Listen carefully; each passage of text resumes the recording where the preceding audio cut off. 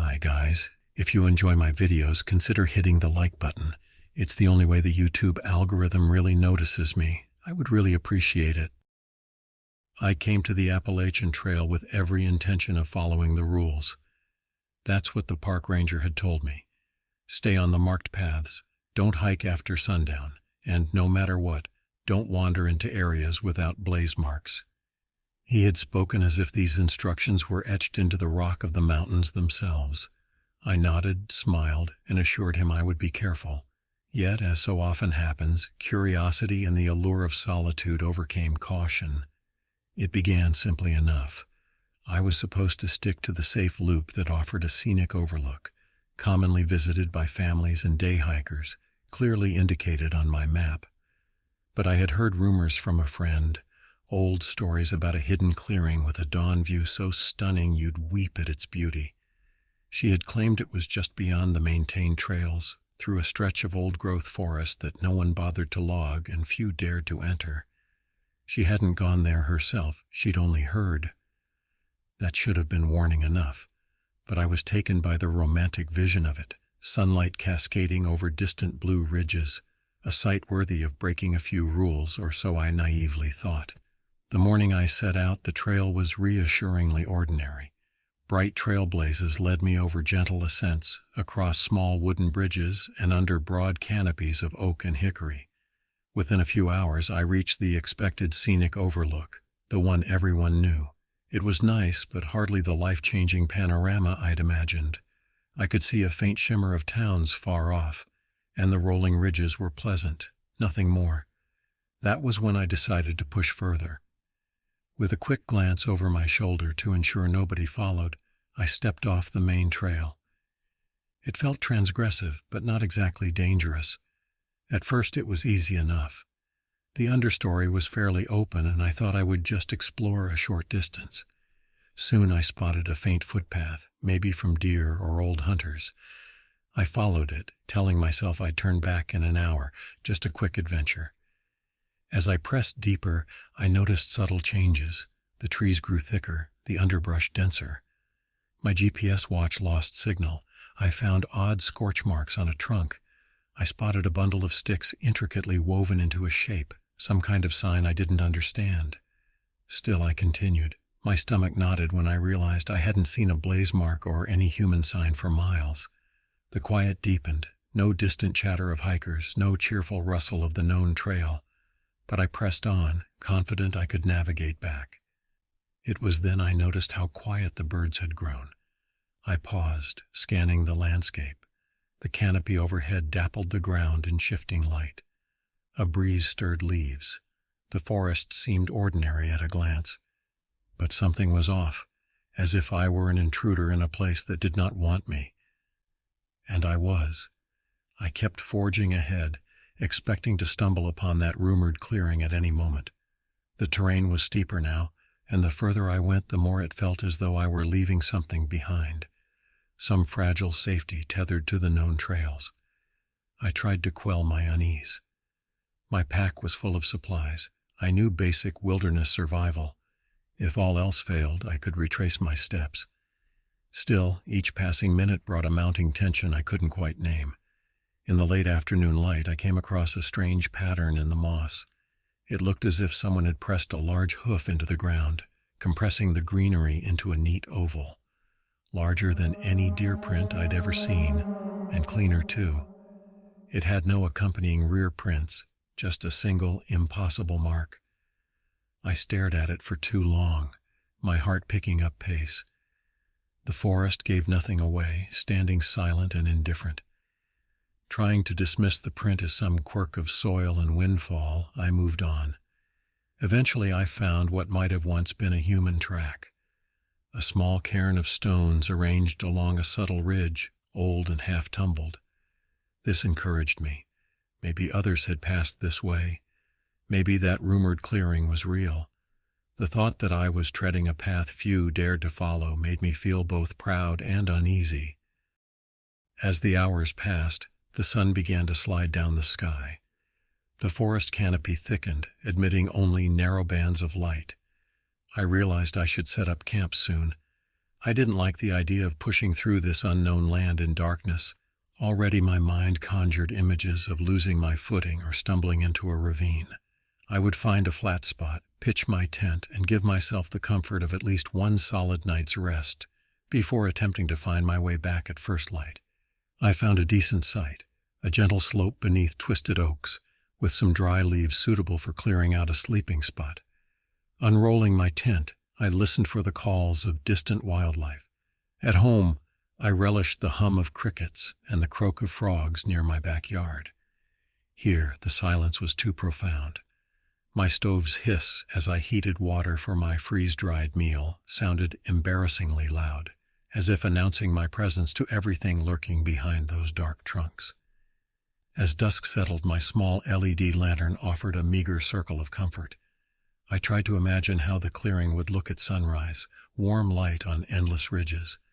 But that hopeful image kept slipping away, replaced by flickering fears. I wondered if anyone had truly stood where I was now. As I crawled into my tent, I caught the faint scent of something like old fur or decaying leaves drifting on the breeze. I tried not to think about the impossible hoof mark and told myself I'd sleep well enough. But sleep did not come easily. I woke before dawn, feeling worse than when I'd laid down.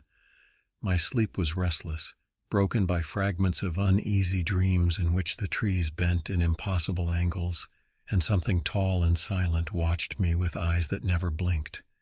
The absence of familiar night noises left me shaken. Even the wind seemed to hold its breath. Crawling out of the tent, I noticed the forest's gloom had deepened overnight. The morning should have brought chorus birds and a gentle blue light. Instead, the woods hovered in a stale twilight. I checked my bearings.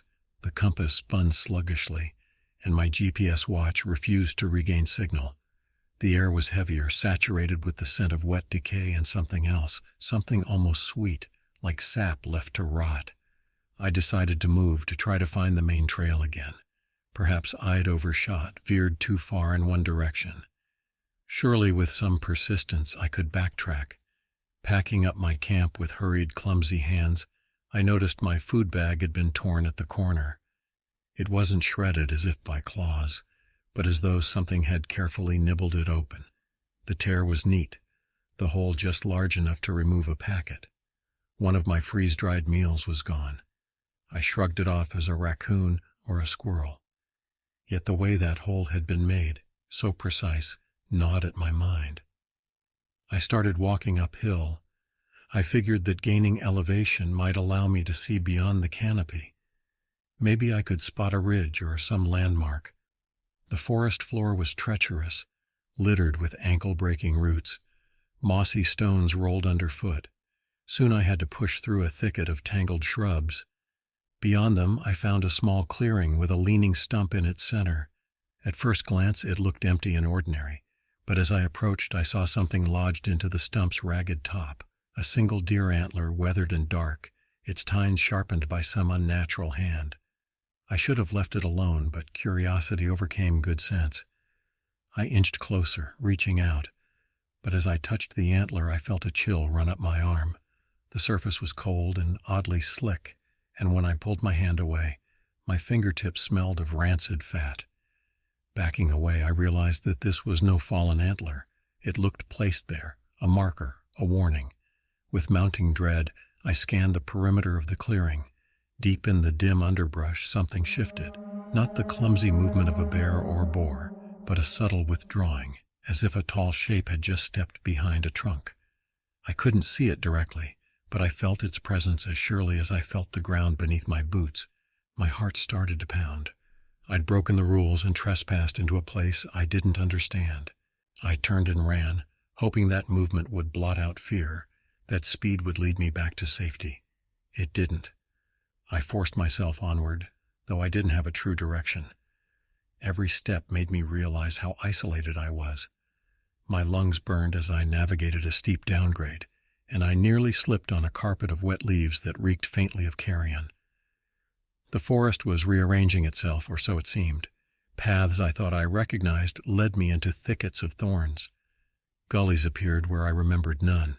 It was as though the land itself resisted my escape. I began to notice an unsettling pattern. scat and fur tufts at irregular intervals, arranged like breadcrumbs. Some were animal droppings, some were what looked like half-digested plant matter. I saw rough gouges on bark, carved at shoulder height, far too high for any ordinary deer.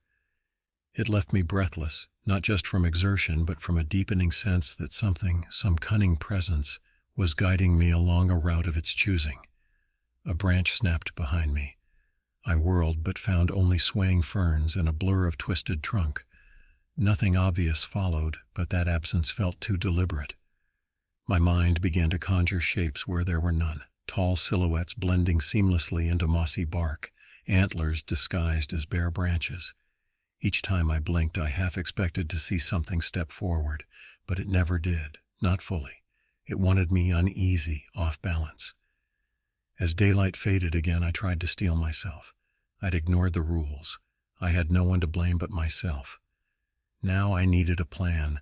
Find water, set a camp, build a fire, try to navigate by the stars if I could. And yet the thought of lingering in one place chilled my blood. Every instinct screamed at me to keep moving. But where? Stumbling into a small ravine, I slid down loose soil until I stood in a shallow creek. The water was cold and tasted like iron. I knelt and filled my bottle, listening. The forest was so quiet I could hear my heart thudding in my ears. The silence had a texture, as if something large held its breath just out of sight. That was when I glimpsed it, only for a moment. On the opposite bank, not 20 feet away, stood a figure. At first I thought it was a large buck, tall, broad-antlered, its body lean and powerful.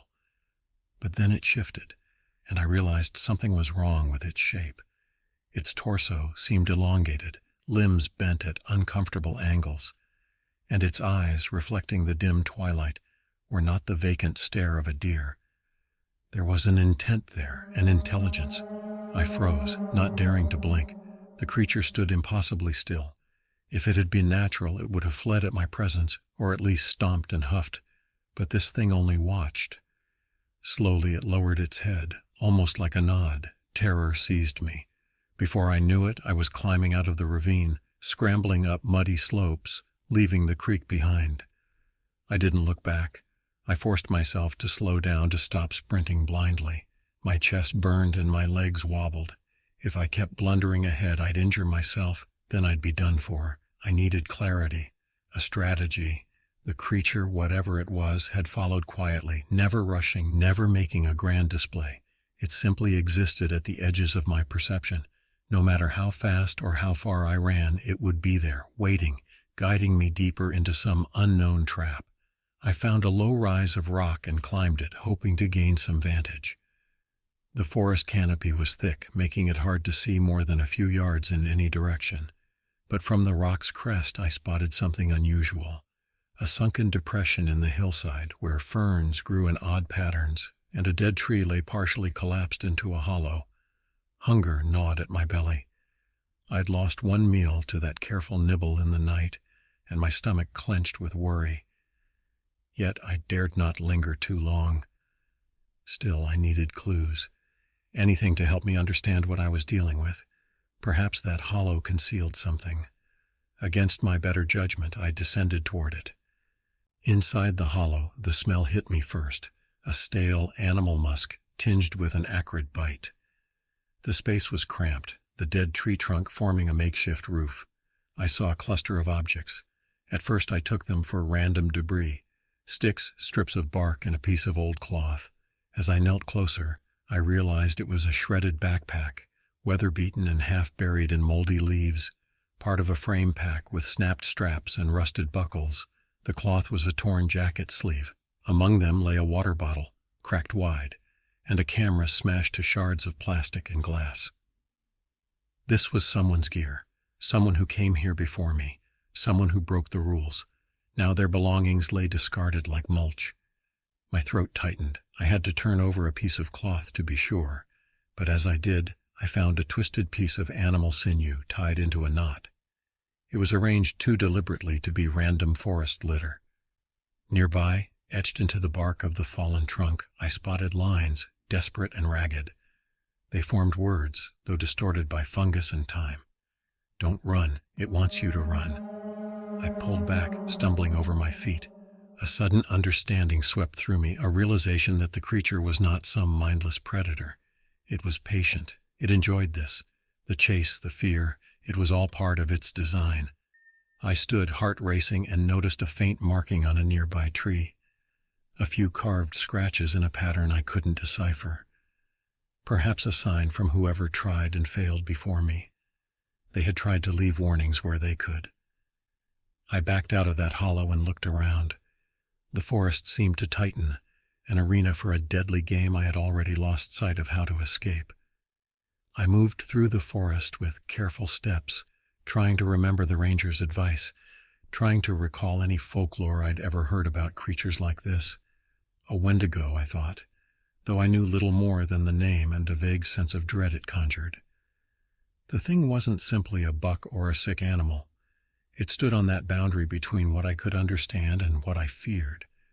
Deer-like but not deer, man-like but not man. I knew I had to keep my wits about me. The sun would be setting again soon, another helpless night if I didn't find a way out. I tried to think. The Appalachian Trail wasn't endless. I couldn't be that far from civilization. If I just kept moving in one consistent direction, I'd eventually break free from this dense wilderness. But the forest didn't feel like normal land anymore. It was as if the rules of navigation were suspended within these trees. I forced myself to pick a direction. East, I decided, judging by the slope of the ground and the dim quality of light. East should lead me downhill, toward valleys where streams and paths might exist. My pace was steady, every sense alert. The undergrowth snagged at my pants, leaves brushed my face, and occasionally I heard branches creak overhead. I told myself it was normal forest noise, yet something about those sounds was too deliberate, too measured. I found a trickle of water and followed it, hoping it would lead me to a larger stream. Water often guides travelers out of unknown terrain. Kneeling, I drank carefully and looked for tracks. I found faint impressions that might have been hooves, but they didn't behave like normal deer prints. They circled the stream in loops and meanders, as if toying with me. I thought of the warning scratched into the bark, "Don't run." Maybe that was key. The creature wanted panic. It wanted me to rush, to stumble into exhaustion, to lose myself entirely. If it was playing a game, denying it that pleasure might be my only weapon. So I forced myself to proceed calmly, to stop every so often and rest, to pretend I had all the time in the world. But my mind wouldn't stop churning. I recalled stories of hikers gone missing, never found, their names etched into worn memorial plaques at trailheads. Had they broken the rules too? Were their remains scattered like the old gear I had found, trophies for this beast? Late in the day I spotted something that made my heart leap, a faint blaze of paint on a tree trunk, white and chipped, but unmistakable, a trail marker. Relief surged in me. I'd found a real sign of human paths. If I followed it, maybe I'd come out onto a known route. My shoulders shook with near hysterical laughter. I stepped closer, hand outstretched as if touching the paint could bring me home. Then I saw it, just beyond the painted tree, standing so still it blended with the boles and brush, the antlered shape. It cocked its head. It had led me here. It stood in the twilight, its presence a perfect perversion of a graceful deer. Its antlers stretched wide, not symmetrical but gnarled and twisting. Its eyes fixed on me with a calm, unnerving intelligence. Now close enough to truly see, I noticed how its forelimbs were longer than a deer's should be, how it stood almost upright in a slouching posture. Patches of fur were missing, exposing pale, sinewy flesh beneath. The scent that drifted toward me reminded me of old blood and damp stone. For a long moment, neither of us moved. My instinct screamed at me to run, but the warning I'd found echoed in my mind. Don't run. I forced myself to stand firm. My chest rose and fell with ragged breaths, and I realized tears were blurring my vision. I tried to speak, but no words came. What would I say? Please let me go? It had no reason to show mercy. The creature tilted its head slowly, as if examining me from a new angle. Its breathing was nearly silent, but I sensed it was amused. Then, with a smooth, unnatural motion, it lowered itself and disappeared behind a screen of ferns. Gone as if it had never existed. My whole body shook. I wanted to take a single step forward, to reach that painted blaze, to confirm I was near something human, but fear pinned me in place. If it wanted me off balance, it had succeeded. Perhaps it was testing how I'd behave. Did it crave a chase in the dark, or did it prefer to stalk me slowly until I collapsed? I needed to regain control. I breathed deeply and thought, if I'm being manipulated, I must break the pattern. It wanted me here at this painted blaze, tantalizingly close to a known trail. That meant I should do something unexpected. I stepped back, away from the blaze. I could sense its presence out there, watching. Instead of following the trail, I edged around to a different line of trees, forcing myself to move calmly, steadily, without panic. I didn't have a weapon except my small knife. Against this thing, that was laughable. All I had was my will not to give it the reaction it desired. As I walked, the forest around me began to shift again. Roots snagged at my boots, branches tangled in my hair. My pack caught on rough bark. Each time I tugged free, I expected to hear a sudden rush of movement behind me. But no, it maintained its eerie silence. Dusk deepened. I forced myself to stop and build a crude shelter, a lean-to of fallen branches and leaves. I gathered some stones and dry wood to start a fire with my lighter. It took me several tries, my hands shaking, but soon a small flame danced before me. The light was weak, but it carved a fragile island of safety in the dark. I curled around the fire, knife in hand, and waited. I would not run. I would survive this, somehow. I woke from a half-sleep just before dawn. The fire had dwindled to embers. I dozed in and out all night, every creak of wood and brush jolting me awake. Nothing attacked, but I felt the creature's presence weaving through the darkness, just beyond my vision. It was testing my resolve, shaping my terror. Even sleep offered no respite. I dreamt in flashes, antlers and hollow eyes, twisted trails and old warnings. With trembling hands, I coaxed the fire back to life, a small victory against the clinging chill. My stomach rumbled loudly, but I had only a few scraps left. I forced them down mechanically. Hunger weakened me, but I had no choice except to keep moving. I couldn't just wait here.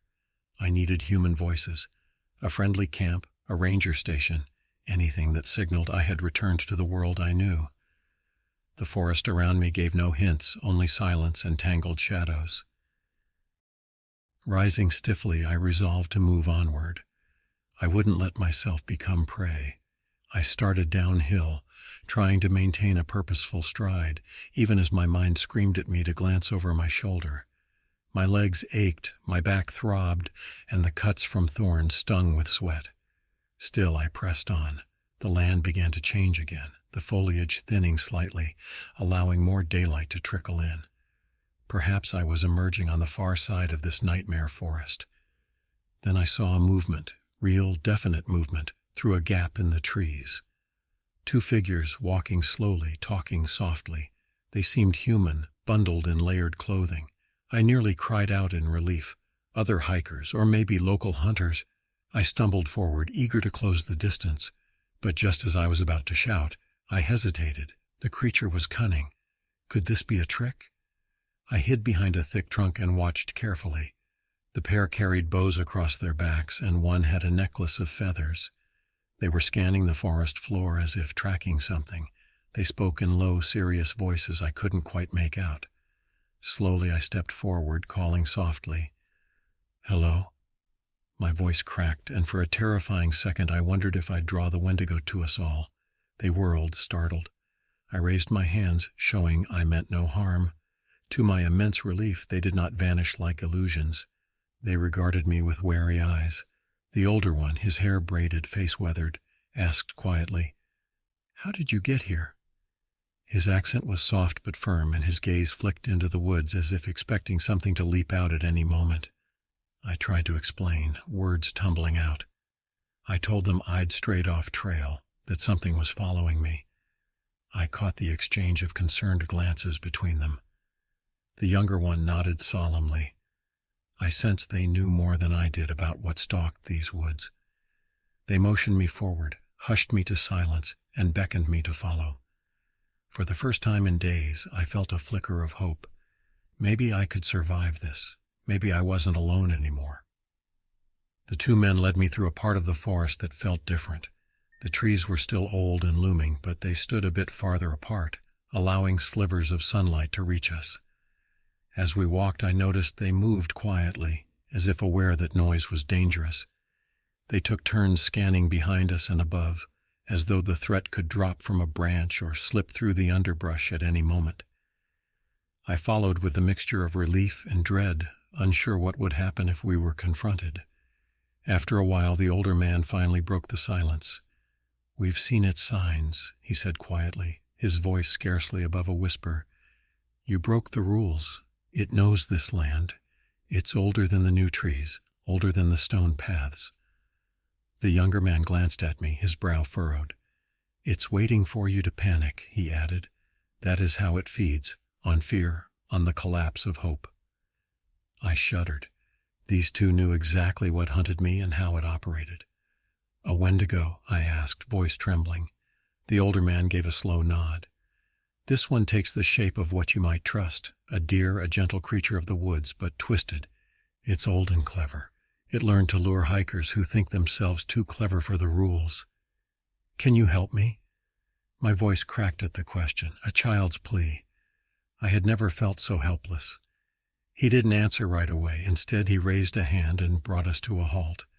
We stood near an old tree with ribbon-like strips of bark peeled away. He pressed a hand to the trunk, closed his eyes, and listened. After a moment, he spoke softly. "We can try, but it's stubborn. It won't let you go easily." The younger man handed me a small pouch. Inside, I found a mix of crushed leaves, some kind of aromatic resin.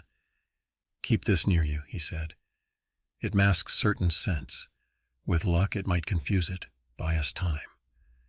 They looked at each other, as if deciding something silently.